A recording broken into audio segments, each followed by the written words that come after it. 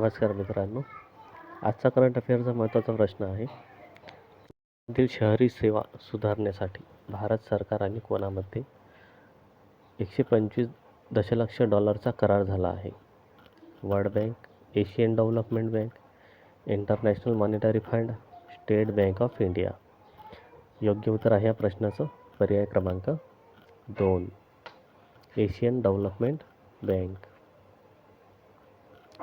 या प्रकल्पामुळे आसाममधील 3,60,000 रहिवाशांना सतत मीटरने पाणी पुरवठा करून आणि दळणवळणाच्या पाण्याच्या व्यवस्थापन प्रणालींमध्ये सुधारणा करून फायदा होईल.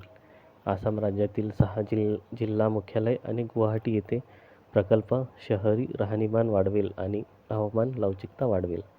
महिला आणि मुलींना पाठिंबा देण्यावर भर देऊन जल कार्यात महिला स्वयं मदत गटांना प्रशिक्षण दिले जाईल. महाविद्यालयीन वयाच्या महिलांसाठी इंटर्नशिप व्यवस्थापन केले जाईल आणि पाणी, स्वच्छता आणि स्वच्छतेबद्दल जागरूकता वाढवण्यासाठी शालेय पोहोच कार्यक्रम राबविले जातील.